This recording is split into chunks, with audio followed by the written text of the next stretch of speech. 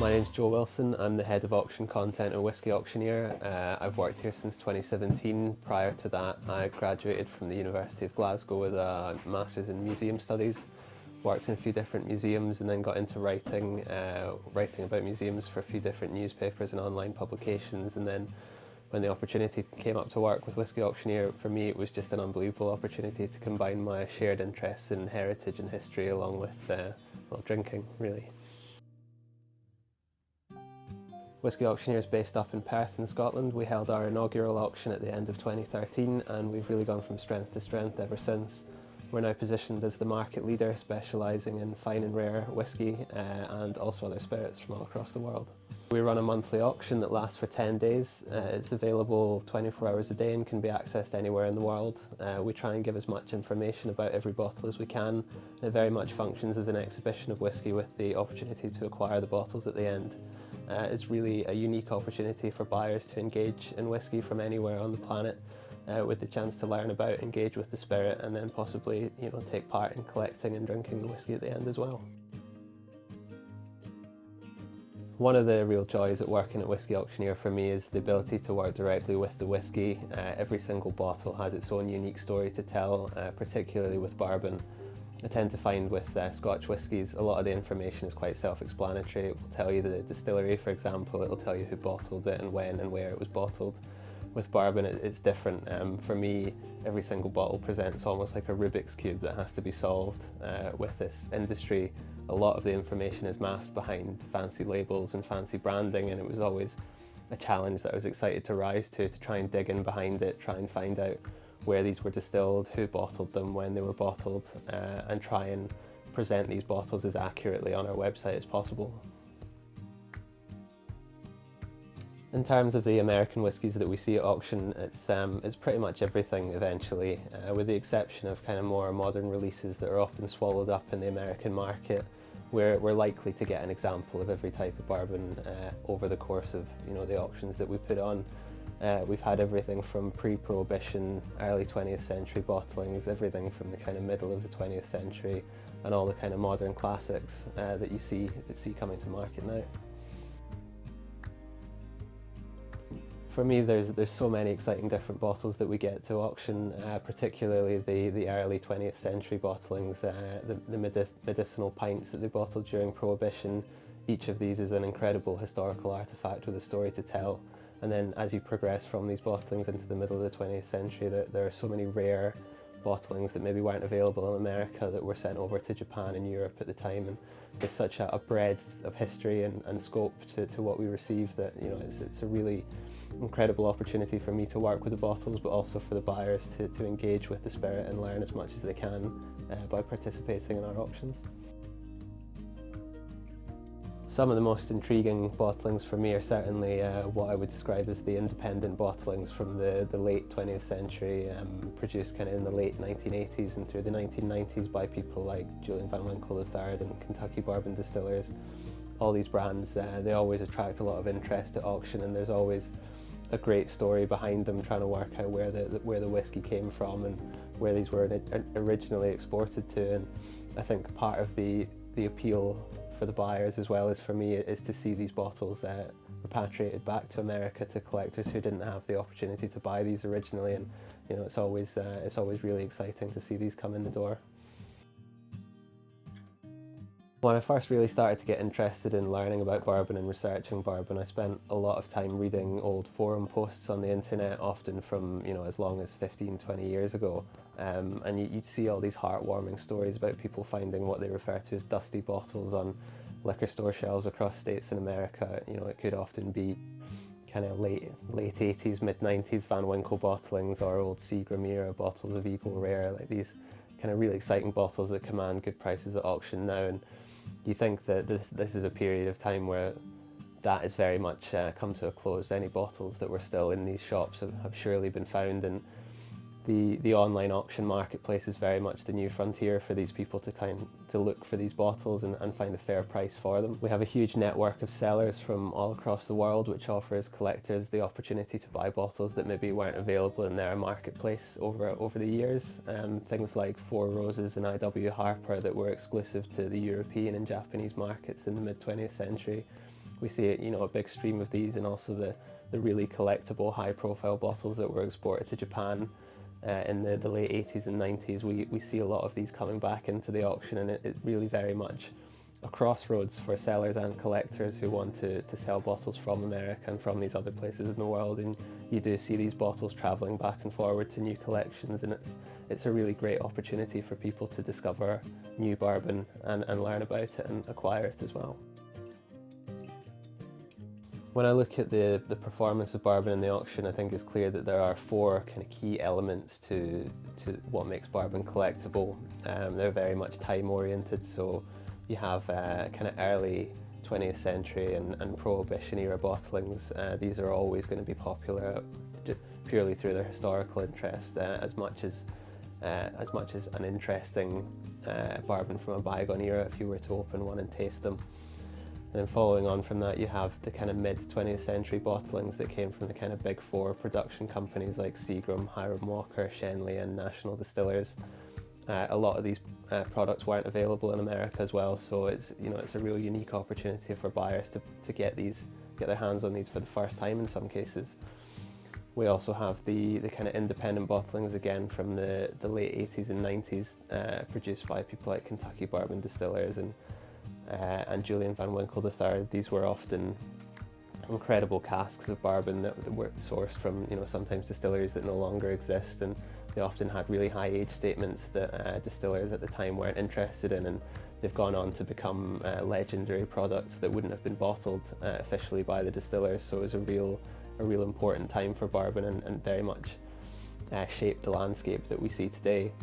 And finally, you have the kind of modern products that come out today, the kind of 21st century classics like the Buffalo Trace Antique Collection, as well as what are being referred to as store picks, which are single barrel releases of popular brands that people recognize today, which these are very, very popular at auction, and they're a big one for collectors as well as drinkers who are looking to find a kind of unique opportunity to try a slight variation on the brands that they know and love, and as well for collectors to have something a little bit different in their collection.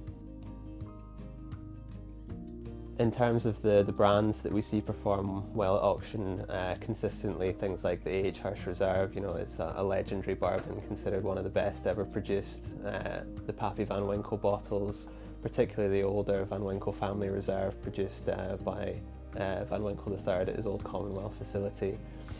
The Buffalo Trace Antique Collection, old bottlings from Stitzel-Weller, Old Fitzgerald and Old Weller. These are always are going to be really exciting for people who've kind of dived into the history of these kind of marquee brands like Pappy Van Winkle and are keen to find out a bit more about what made them so special. And of course there are the popular Kentucky Bourbon Distillers releases, things like the Willett Family Estate and the bottlings that they did independently for other companies like Black Maple Hill and Very Old St. Nick. These are, often legendary bourbon. The quality of the whiskey is revered, and these are often very, very popular at auction, and it's always exciting to see them come into the office. We are more than just a general contractor. From land acquisition and development to self-performing trades like design and engineering, site, concrete, masonry, steel fabrication, steel erection and hardscapes, building repairs and maintenance, warehouse remediation, fall protection inspections and installations, and K-Rack's premium spirits barrel storage systems. We work together. 4 divisions, 3 generations, 1 team. We are Cutter. For 5 generations, over 100 years, our family-owned company has sourced quality white oak for staves and cooperage. Our craftsmen and women are the heart of independent stave company. Their skills, paired with equipment designed by our own engineers, shape the staves into barrels, ensuring quality at every step. We partner with distillers to find the perfect toast and char recipe that will develop specific flavors while aging their unique spirit. From our classic charred barrel to our innovative small batch series, ISC builds custom barrel programs for distillers who craft the world's finest spirits.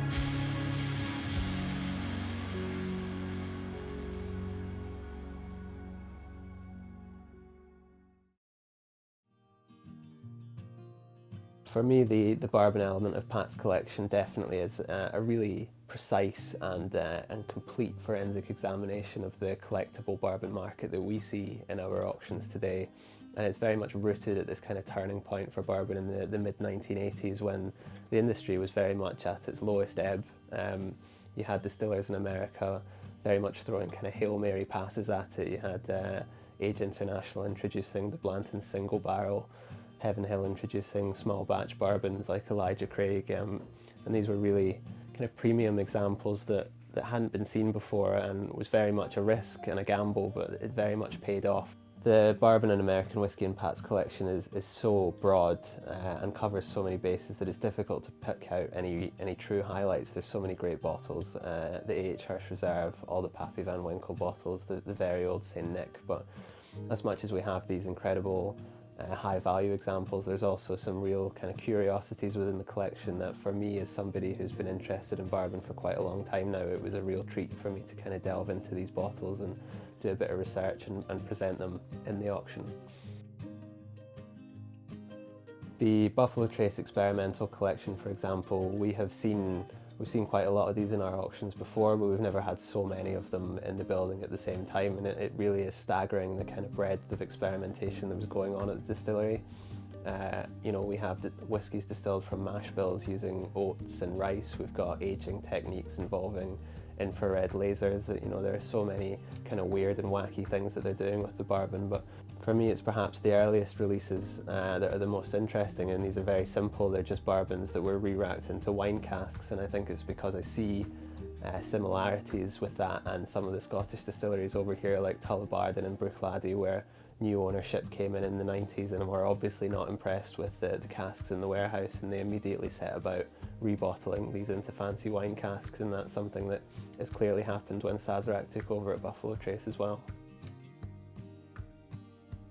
Pat's collection has a great selection of Pappy Van Winkle and Old Rip Van Winkle releases. Everybody's very familiar these days with the older age statements like the 23-year-old and the 20-year-old, and wheated bourbon does age very well, but sometimes it's easy to forget that when it was first distilled it was very much designed to be bottled at a younger age.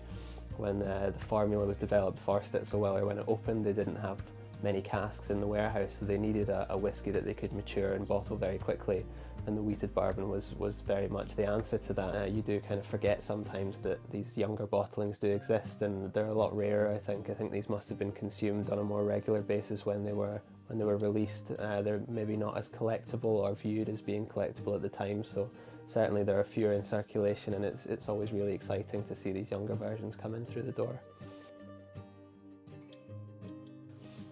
The Hirsch Reserve is obviously a hugely important bourbon. It's regarded by many as being one of the best ever produced, and of course has an entire book written about it called The Best Bourbon You'll Never Taste. And for me it holds a kind of special place in my heart, because not long after I read the book I was in a bar in Glasgow visiting a friend who worked there, and I was just casting my eye around and was shocked to see a bottle of the 2003 release just sitting on the gantry.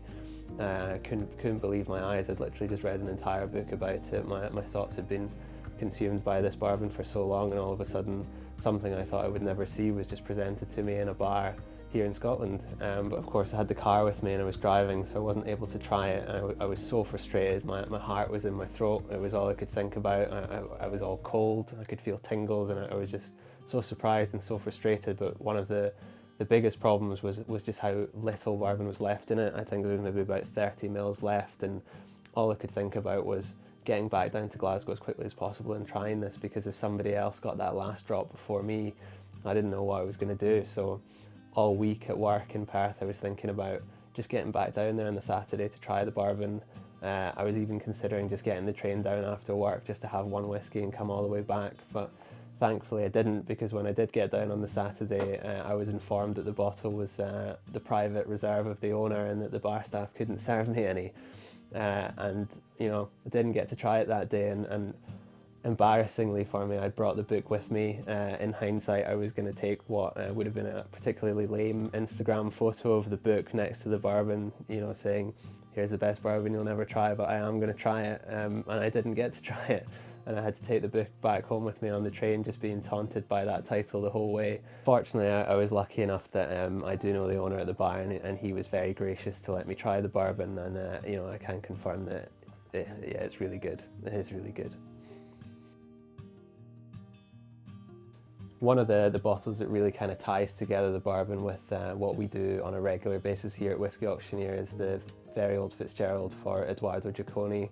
He was an Italian bar owner who was very much a contemporary and forerunner for the independent bottlers like Samaroli and Moon Import, which are bottles that, you know, really set our auction alight when they come in.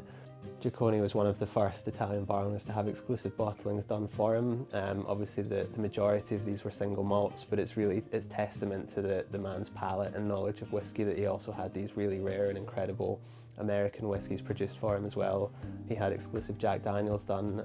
These old Fitzgerald are obviously, you know, really important artifacts, particularly for the history of that brand, for whiskey in general. And one of the interesting things about this is it is the standard bottled and bond product, but because the law didn't apply in Italy the same way it did in America, so well we're actually able to bottle it at a lower 86 proof. So although it appears to be the familiar product that you would have in America, it's going to have a completely different flavour profile, and it's a completely different product. And it's one of the great things about bringing bourbon to an online auction, is that you are able to share these different products, and people are able to experience the kind of nuanced differences that were present in different markets. One of the most intriguing components of Pat's bourbon collection is definitely the very old St. Nick. He's talked about how that's his favourite element of the collection as well, and you know, it's clear to see he has such an incredible selection of these. It's a release that we see coming through the auction from time to time. They're always very popular, and they have almost a very enigmatic story. It's been very much a work in progress from me from the first time I saw the first bottle up until now, really trying to piece together what these are, where they came from, and who was responsible for them. And you know, when you dig right down into it and you find out that the earliest releases were bottled by Julian van Winkle III in the late 1980s, you know, it really adds to the allure of these bottles. And then you have the incredible ones done by Kentucky Bourbon Distillers afterwards, which are very much the bottlings that we're familiar with these days.